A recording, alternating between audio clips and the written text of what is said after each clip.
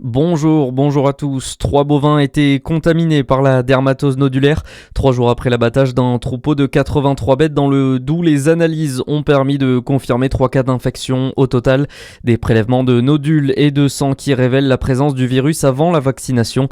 Pour rappel, mardi 2 décembre, des heurts ont éclaté entre manifestants et policiers en marge du dépeuplement. Ce vendredi, un nouveau rassemblement à l'appel de la coordination rurale et de la Confédération paysanne est prévu devant la préfecture de Saône-et-Loire. Ils protestent contre l'abattage systématique des troupeaux. La gauche main dans la main à Chenôve. Hier, 5 partis de gauche ont officialisé leur union en vue des municipales de mars 2026.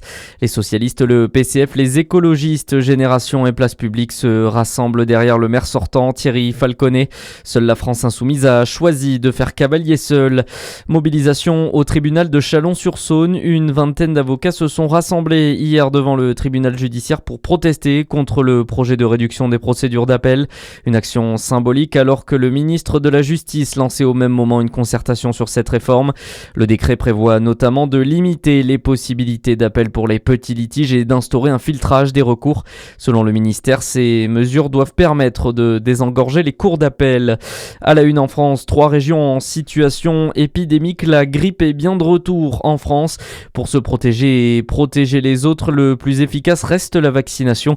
Et même s'il est préférable de se faire vacciner avant le début de l'épidémie, il est encore temps, comme l'explique Vincent Hénouf, directeur adjoint du Centre national de référence des virus des infections respiratoires à l'Institut Pasteur. Il n'est absolument pas trop tard. Il faut se faire vacciner. Là, on est vraiment au début de l'épidémie, mais c'est vrai qu'il aurait été préférable de le faire avant, car il faut attendre à peu près 15 jours avant d'avoir les anticorps nécessaires pour combattre l'infection. Vous êtes une barrière si vous êtes vacciné. Par exemple, vous avez des bébés autour de vous, il y a des personnes à risque.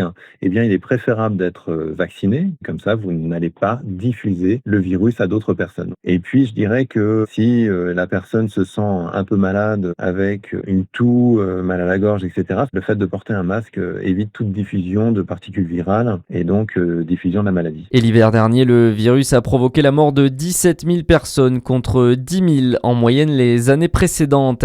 Dans le reste de l'actualité, Jordan Bardella soupçonné de favoritisme et de détournement de fonds publics. L'association AC Corruption a déposé plainte contre X auprès du parquet national financier après les révélations du canard enchaîné. En cause, le contrat passé entre le président du Rassemblement national et Pascal Humeau.